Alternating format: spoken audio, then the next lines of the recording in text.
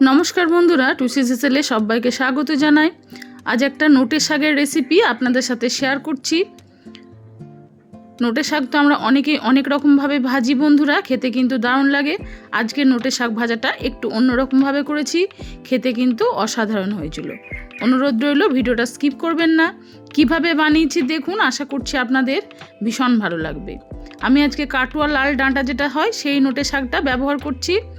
আজকের এই রেসিপি তৈরি করার জন্য এখানে দেখুন আমি প্রায় 1 ঝুড়ি মতো নোটে শাক নিয়ে নিয়েছি। এর আগের দিন আপনাদের ডাঁটার রেসিপিটা শেয়ার করেছিলাম।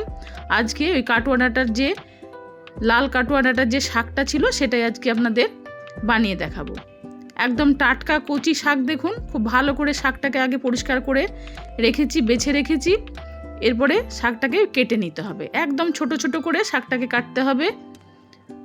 যে কোনো নোটে শাক দিয়ে আপনারা এই রেসিপিটা তৈরি করে নিতে পারেন। আমি কাটুয়া নোটে দিয়েই আজকের রেসিপিটা তৈরি করেছি। চাইলে লাল নোটে বা সাদা নোটে দিয়েও এই একই রেসিপি একই রকমভাবে করে নিতে পারেন, খেতে কিন্তু অপূর্ব লাগবে।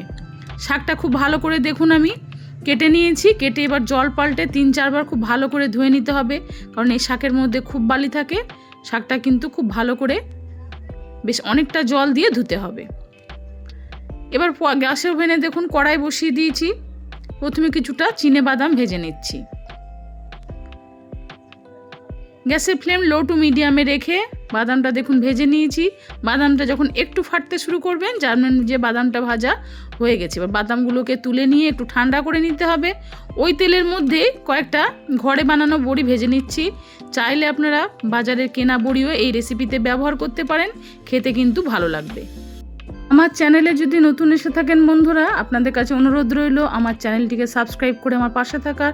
পুরনো বন্ধুরা তো আমার পাশেই আছেন, নতুন বন্ধুদের আমার পাশে থাকার অনুরোধ জানাই। খুব সহজ এবং সাধারণ ইউনিক রেসিপি পেতে আমার চ্যানেলটিকে সাবস্ক্রাইব করে আমার পাশে থাকুন বন্ধুরা। এবার ওই তেলের মধ্যেই দেখুন বড়িগুলোকে তুলে নিয়ে শাকগুলোকে দিয়ে দিয়েছি। শাকগুলোকে দেওয়ার পরেই হাই ফ্লেমে শাকটাকে একটু ভেজে নিতে হবে। এই সময় দিয়ে দিচ্ছি পরিমাণ মতো হলুদ গুঁড়ো, পরিমাণ মতো দিয়ে দিলাম লবণ, আর সেই সঙ্গে দিয়ে দিচ্ছি 1/2 টিস্পুন মতো চিনি। চিনি একটু শাক ভাজায় দিলে খেতে ভালো লাগবে, অবশ্যই একটু ব্যবহার করবেন। তারপর হাই ফ্লেমেই শাকটাকে উল্টে পাল্টে নাড়িয়ে যেতে হবে।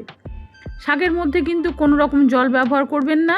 এই শাক থেকে যে জলটা ছাড়তে শুরু করবে সেই জলেই কিন্তু শাকটা ভাজা হয়ে যাবে। হাই ফ্লেমেই শাকটাকে উল্টে পাল্টে দেওয়ার পরে গ্যাসের ফ্লেমটা লো করে দিয়ে ঢাকা দিয়ে 5 মিনিট একটু রান্না করে নেব। আর ততক্ষণে বড়ি আর বাদামটাকে একটু মিক্সির বাটিতে নিয়ে একটু গুঁড়ো করে নেব, একটু আধ ভাঙা করে নেব। এদিকে দেখুন 5 মিনিট পরে ঢাকনাটা খুলে দিয়েছি। শাক কিন্তু খুব ভালোভাবে সেদ্ধ হয়ে গেছে।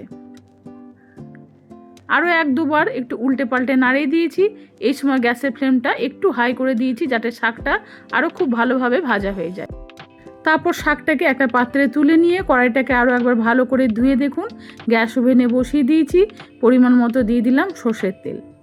আজকের এই রেসিপিতে তেলের পরিমাণটা একটু বেশি লাগে বন্ধুরা, কারণ শাক ভাজাটা একদম অন্যরকমভাবে করেছি, খেতে কিন্তু অসাধারণ হয়েছিল। ফোড়নে দিয়ে দিচ্ছি শুকনো লঙ্কা, আপনারা চাইলে এখানে কাঁচা লঙ্কাও চিড়ে ব্যবহার করতে পারেন।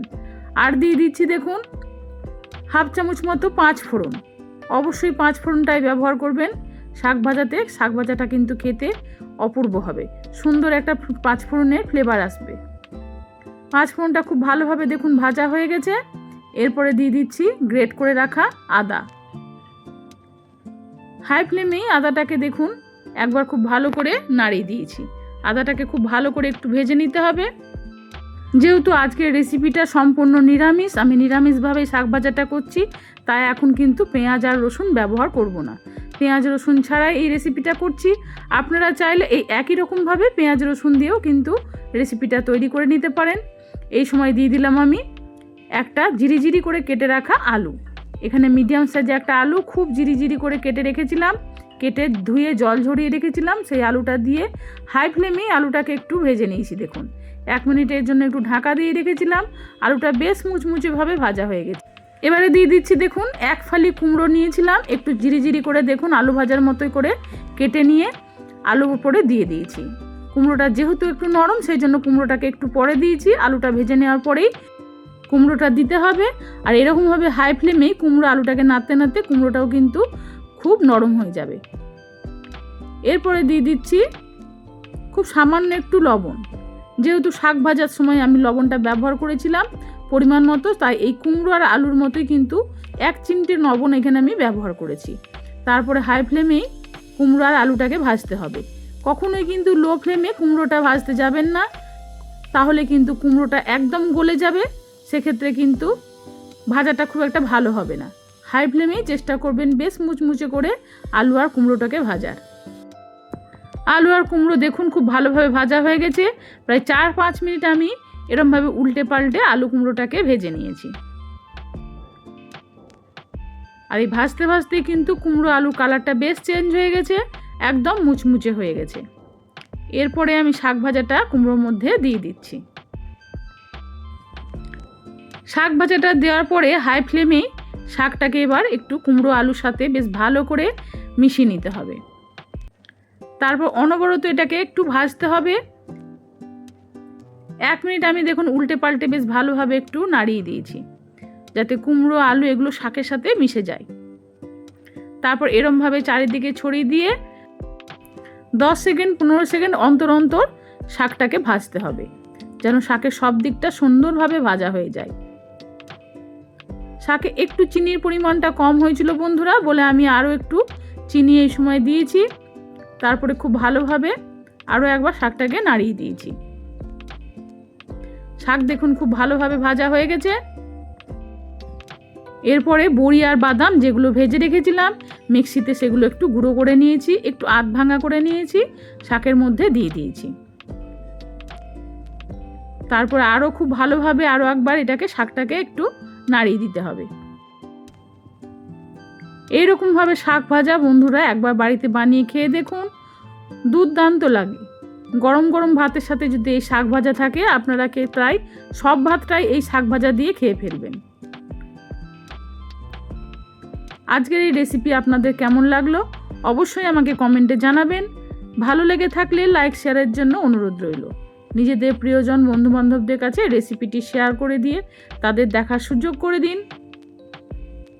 নামানোর আগে এখানে দিয়ে দিলাম একটু পোস্ত ছড়িয়ে দিলে দেখতেও ভীষণ ভালো লাগবে আর খেতেও খুব ভালো লাগবে।